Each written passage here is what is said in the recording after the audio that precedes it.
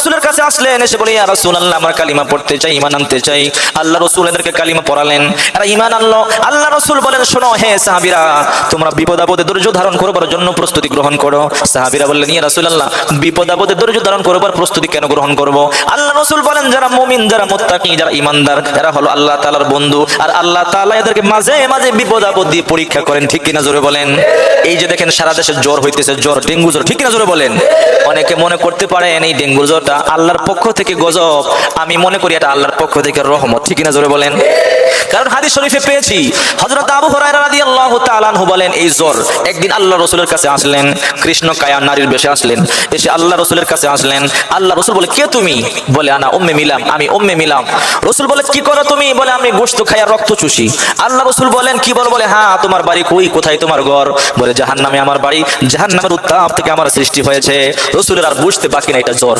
জ্বর বলতেছি ইয়া রাসূলুল্লাহ আপনার প্রিয় যারা উম্মত, আপনার প্রিয় যারা সাহাবীদের কাছে আমাকে পাঠান।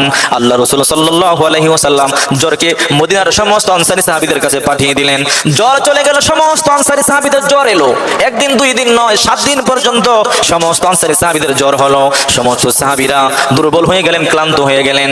7 দিন পর্যন্ত জ্বর, ছোট বাচ্চারা জ্বর, বৃদ্ধ যুবক আবাল বনিতা সকলের জ্বর এলো। 7 দিন পরে অতিষ্ঠ হয়ে গেল। একজন প্রতিনিধিকে পাঠালেন, যাও যাও আল্লাহ রাসূলের কাছে যাও, গিয়ে বলে আমরা বিপদে আছি, 7 দিন পর্যন্ত জ্বর কমতেছে না।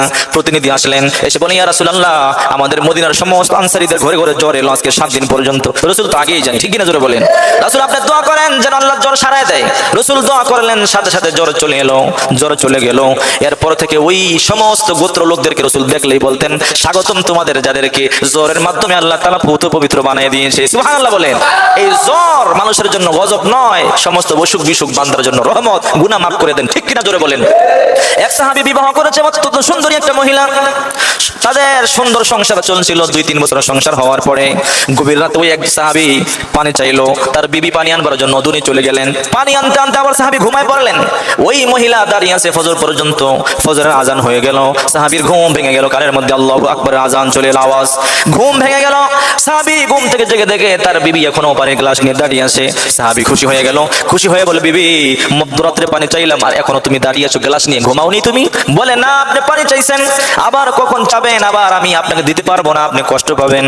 আপনি কষ্ট পেলে আমি নিজে কষ্ট পাবো, আর স্বামীকে অসন্তুষ্ট রেখে কোনো নারী জান্নাতে যেতে পারবে না। ঠিক কি না? আর আমাদের স্ত্রীরা রাত্রে 2টায় পানি চাইলে বলবে সন্ধ্যাবেলা কি করছো, জন্মের খাবার খাইতে পারলা না। ঠিক কি না? আর জারি দেয়, আরে কি জমানা আসলো, ভালোবাসা যেন চলে গেছে। ঠিক কি না? জারি দেবে, রাত্রে 2টায় পানি দেবা, সন্ধ্যাবেলা কি করেছো। এদের সাথে তো কথাই বলা যায় না, ক্ষমতা এদের হাতে, কিছু হলে আবার মামলা করে দেবে। ঠিক কি না? যাই হোক, সাহাবী খুশি হয়ে গেল, খুশি হয়ে বলে বিবি তোমার উপরে আমি অত্যন্ত সন্তুষ্ট, তোমার উপরে আমি খুশি হয়ে গেলাম।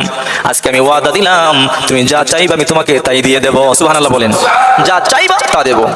বিবি বলে সত্যি? বলে হ্যাঁ। বলে আপনি মুসলমান, আপনি মিথ্যা কথা বলতে পারেন না, আপনি নবীর উম্মত, আপনি কোনোদিন মিথ্যা কথা বলতে পারেন না। বলে হ্যাঁ হ্যাঁ যা চাও তাই দেব।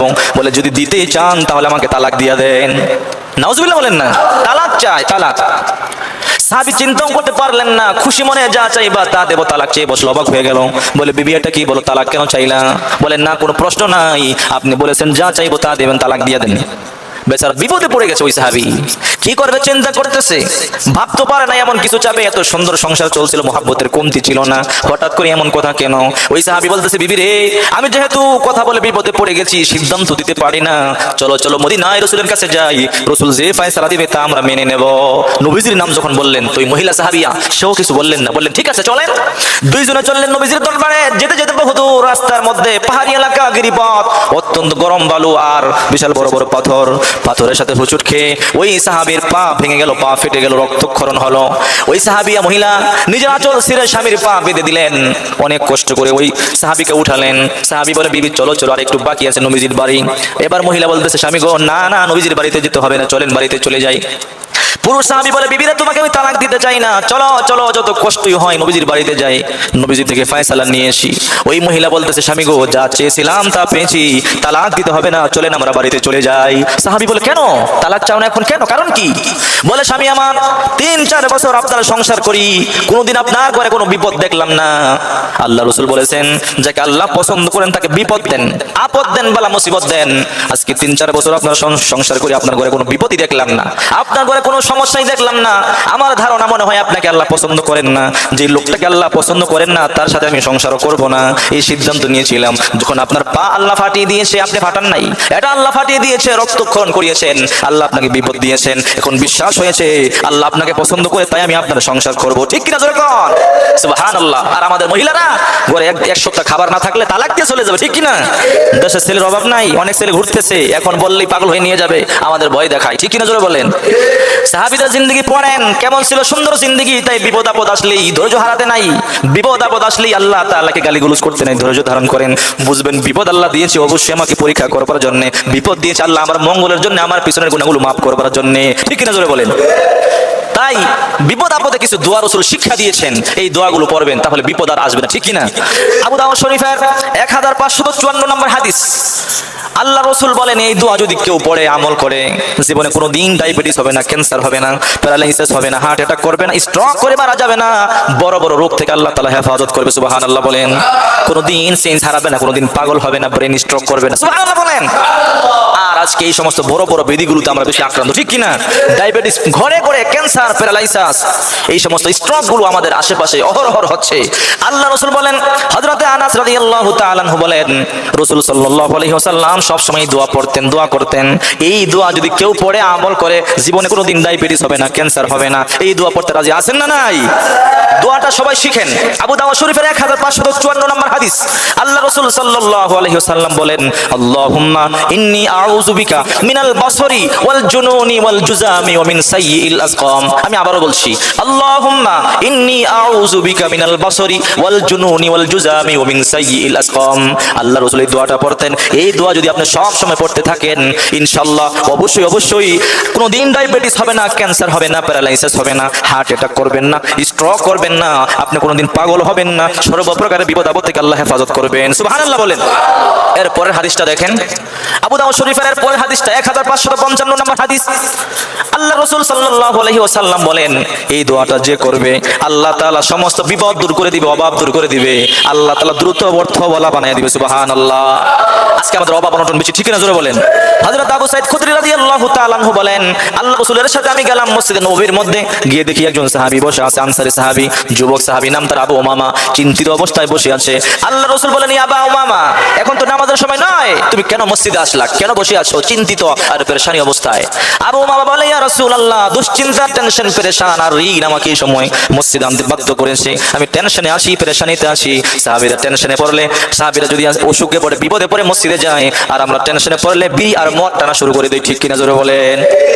আল্লাহ রাসূল বলেন, ইয়া আবু উমামা, আমি তোমাকে এমন কিছু কালিমা শিক্ষা দেব কি, যে কালিমাগুলো সকাল সন্ধ্যা যদি পড়তে থাকো, আল্লাহ তাআলা তোমার টেনশন দূর করে দিবে, অভাব দূর করে দিবে, তোমার সমস্ত সমস্যা আল্লাহ তাআলা দূর করে দেবে, অতি দ্রুত আল্লাহ তাআলা তোমাকে অর্থওয়ালা বানায়া দিবে, সুবহানাল্লাহ। আবু উমামা বলে, ইয়া রাসূলুল্লাহ, অবশ্যই হ্যাঁ।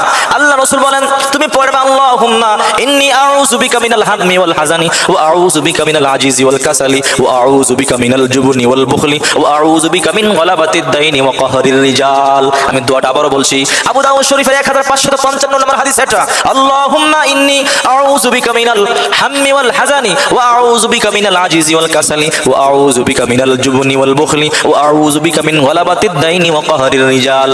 রাসূল বলেন, এই দোয়াটা সকাল সন্ধ্যা যদি আমল করতে থাকো, আল্লাহ তাআলা অভাব দূর করে দিবে, ঋণ পরিশোধ করে দিবে, দুঃখ দুর্দশা, টেনশন, পেরেশানি দূর করে দিবে, অতি দ্রুত আল্লাহ তাআলা তোমাকে অর্থওয়ালা বানিয়ে দিবে, সুবহানাল্লাহ।